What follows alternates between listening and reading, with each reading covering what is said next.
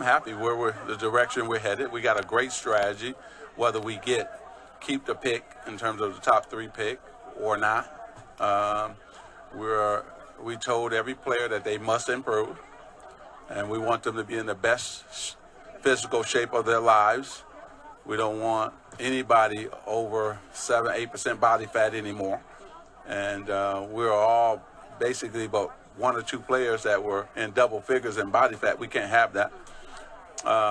We told them that this is all about excellence now. And so you got to be disciplined. You got to put the work in. And those who come back in shape, they're going to see the court. Those who don't won't see the court. And it's as simple as that. This is not about anything but excellence. And so you got to be a professional. This is your job. And all of them took it well. They want to improve. They want to get better. And so we gave them all 3 to 5 things to work on, right? And they said, okay. They took that well, too, because every guy has to improve. And so we're truly excited, Rob and I. And we've had some great meetings with Luke as well. And so everybody's on the same page. Jeannie, our boss, is just have mandated that she wants to win and win now in terms of, in a couple of years here. And we're going to do that, so we're putting it, the strategy in place. We're executing on that strategy, and we feel really good about what's going on. Woo, woo, woo, woo. It's your man, Herb Lover, coming from your mama's basement. You heard it from the horse's mouth. Ain't really too much to talk about. You already know the deal. You heard what Matt just said, and I'm on board with it. He said it like, listen, if you don't come ready to play next season, you don't get on the floor. I love it. I love it, because now these guys got to really take the initiative to understand this is a business.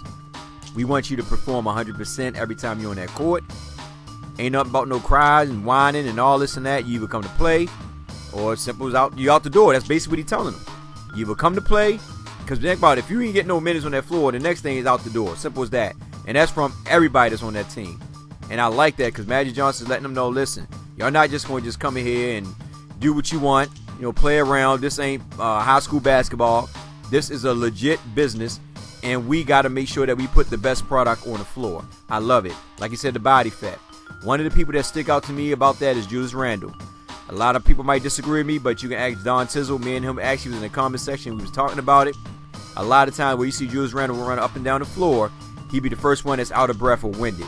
So, yes, it does play an important role of making sure that you're in shape to the best of your ability, condition-wise, so that way you can perform at a high level out there on that court. A lot of these guys wasn't doing a lot of things. They probably practiced hard during the preseason, in the summer, but when the season started, a lot of them started falling off. So he wants the best out of these guys, because this is what I'm trying to tell you guys. I don't think they might trade him. I really don't think they're going to trade him. I think they're going to run this year and see what happens. And if they don't see no results, PG-13, like I said, will be a free agent after that year. They can actually grab him. And also, if they still want to, just say for instance, if they, I'll talk about this later. I don't want to get into that conversation about the Chris Paul. I'm going to drop a video on that too, because I was looking at Chris Paul, and I want to speak on that. I want to elaborate a little bit more on that. But I'm on boat with Magic Johnson saying what he said about the players. I love it. I just like to hear that. Simple as put. Don't get me wrong. I like Mitch. I liked the Mitch Kupchak. And I know Mitch was a little bit passive, and he gave the guys a little leeway, and he gave Lou Walton the green light, which I respect. But at the same time, we want quality product out there on that floor. Everybody got to take this job serious. It's okay to have fun, but at the same time, we got to have a winning tradition going back on it in Lakerland. That's that's my whole thing in a nutshell. Also, I want to bring out an article. This article is about Luol Deng. Now, Luol Deng came out, and he talked about, playing a power forward position. And he talked to my man Harrison Fagel, actually it was Mark Medina of LA Daily News, but Harrison Fagel actually posted this article, and it said, I'm gonna just read a little bit of it, and I'm just going to chime in real quick and just call it. Anyway, it said, when the Los Angeles Lakers handed Luol Deng a 4-year contract, reportedly worth $72 million last summer, it was one of the most scrutinized deals of the offseason. Would it be an overpay? Would Deng block minutes from Brandon Ingram? Would he be able to play his most effective position from the season before? We're talking about a power forward. In the Lakers' crowded front court? The answer to those questions were yes, kind of, and not really. Deng has already said he wants to shut up his critics next season. And while the prior two issues are outside of Deng's control, he told Mark Medina of the LA Daily News that if it's up to him, what position he play will be managed differently next season. And that's what Deng had to say. In terms of my future, I would like to play at the 4 more. Deng explained that he struggles to spot up. Listen, he said Deng explained that he struggles to spot up and excel more when closer to the basket for rebounds and moving around screens, and the numbers back up his position preference, which is true. I get that. Like I said, he plays good at the 4, but the only problem is we got Larry Nance, Julius Randle. If we still keep Robinson, we're real deep at the 4 and we're real deep at the center position. This is the main reason why I say that Luol Deng will be better off at a team that can use him at the 4 coming off the bench or actually starting. Now, because of his age, you know, after a while, you got to find a position for him that he can actually excel at. And that's why he did good in Miami at the 4 spot than at the 3. Because the 3 spot, you're moving around a lot. The 4 spot, you actually playing around the rim. You're not really, you know, you're not going out as deep. You know what I'm saying? So it makes it much more, it makes much of a point for him to play the 4. But I don't, you know, and I don't, like I said, it's going to be hard because you got, like I said, you got Larry Nance and you got Julius Randle. Then you got Brandon Ingram, who might be playing the 4 sometime too. So you're real deep right there, man. I mean, at the end of the day, this is why I say the only best solution for Luol Deng is to trade him. Simple as that. I mean, I'm just being honest with you. It's best to trade him.